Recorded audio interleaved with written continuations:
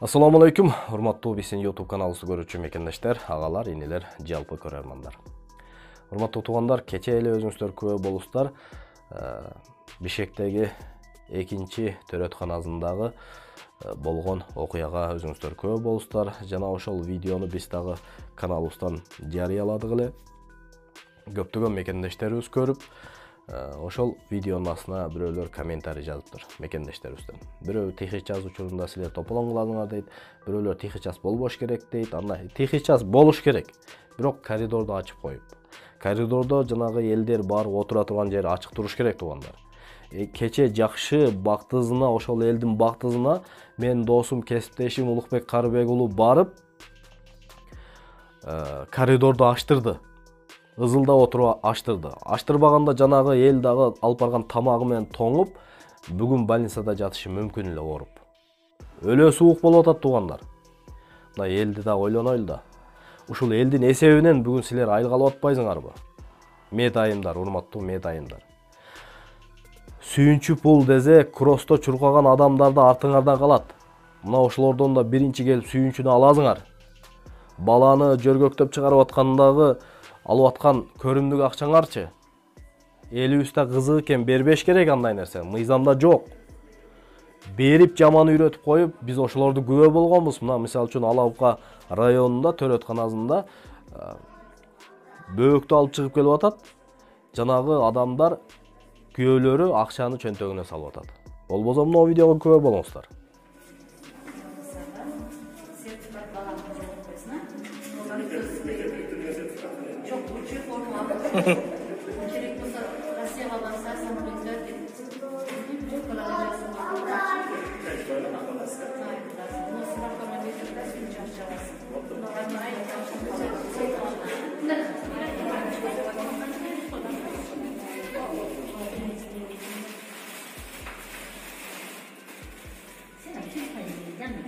Мына урматтуу туугандар, үстүдөгү видеого өзүңүздөр күбө болуңуздар.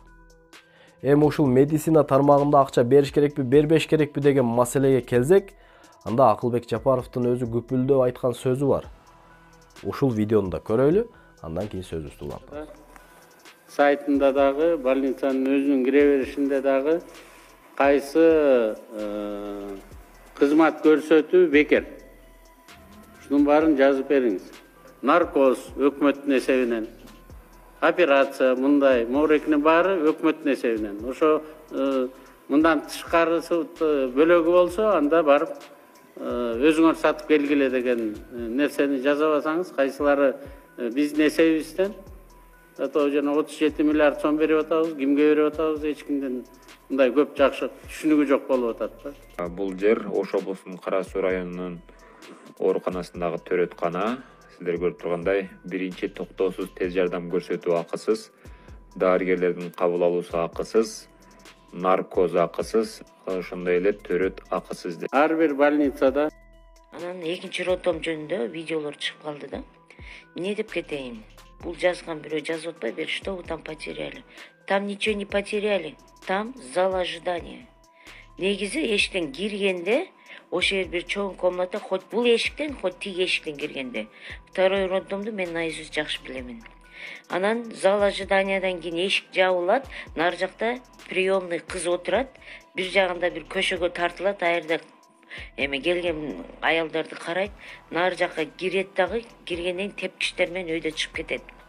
Зал ожидаемага алып турса болот да, негизи болуш керек, отуруш керек. Мен бир история айтып кетейин дедим, обязательно буну айткым келип жүргөн, негизи ушул нерсе мени аябай кейитип жүргөн да. Экинчи роддомго түнкү саат 1-2-лерде барып калдык. Февраль айы, кыштын чилдеси, суук тимелечи, кран суук, тимеле тура албайсың. Анан жана жерге кирсек эч ким жок. Келинимди нар киргизип коюптур, өзүм турам, бер жакта турсам, мен эшикке чыгыңыз дейт ай. Эмнеге чыгам, берде турат да, эмнеге? Силер бизде карантин дейт. Ай карантин болсо эшигиңин артында карантин болуп атасың да. Берде турушубуз керек, биз каякта турушубуз керек дедим да мен. Жок, сиз чыгышыңыз керек деп баягысы мени кууп чыгбай, февраль айында эшикке чыктым. Кайра тоңуп калып чыдабай кирдим. Ай мен тоңуп калдым, кызыксыңар го таза. Төрөй турган эле неме эле бир сурап койчу десем.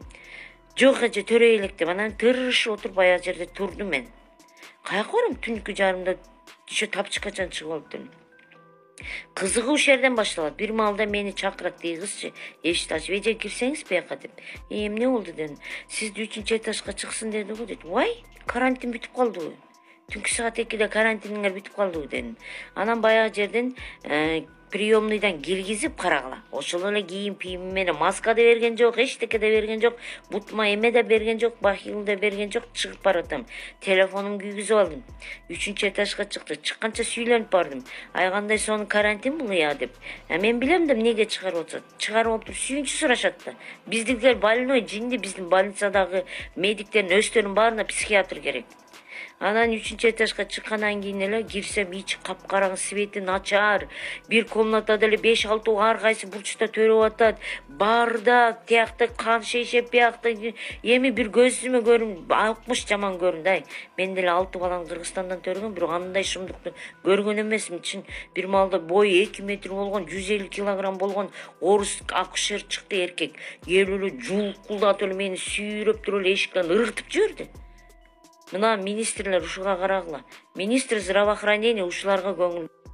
Медицина тармагында.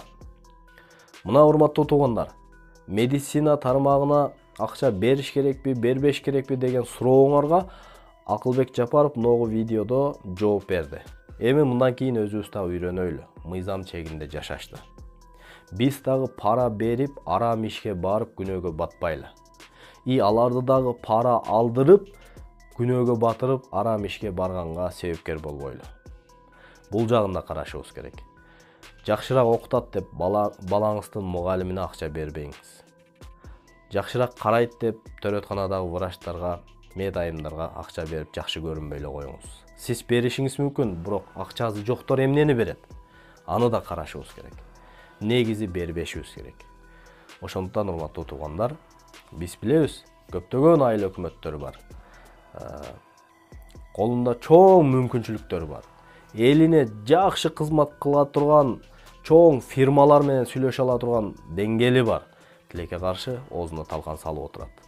Тилекке каршы элинин көйгөйүнө чече турган бир проекттерди пайдаланбастан жеке өзүнүн жергиликтүү депутаттары менен бир ишканаларды мыйзамсыз өткөрүп, акчаларды куруттай санап аткан айыл өкмөттөрдү да билебиз.